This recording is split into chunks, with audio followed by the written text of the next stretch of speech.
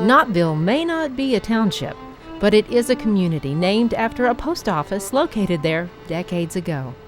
It's an area outside of North Wilkesboro on Highway 268 east between North Wilkesboro and Elkin.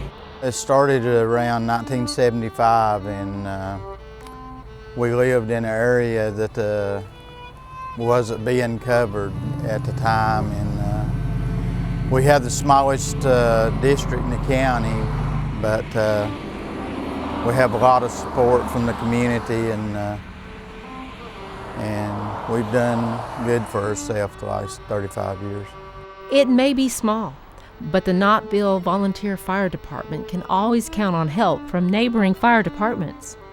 And departments didn't mutual aid each other back then like they do now. Now that's a big plus to all the departments. You don't have just your resources, you have all the departments around you resources also. Its size doesn't stop the firemen there from keeping the equipment in tip-top shape.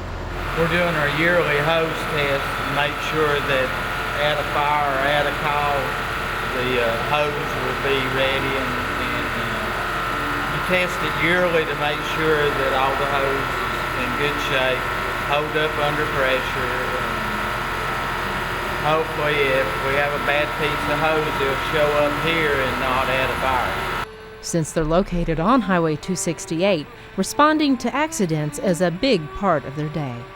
We answer more first responder calls than we do fire calls.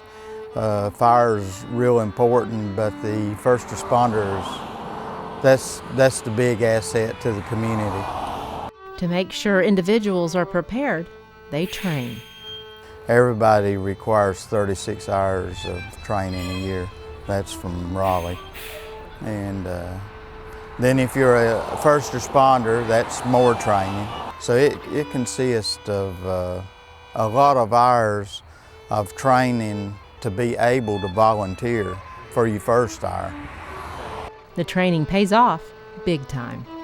It's nice to see somebody that you've done CPR on, or meet them in the street, or see them a year or two later and they're alive and doing well. And in the end, it's the small size of the Knotville Volunteer Fire Department that truly sets it apart. We just have a real good group of close-knit people. Everybody gets along real well with each other, and it's just a great bunch.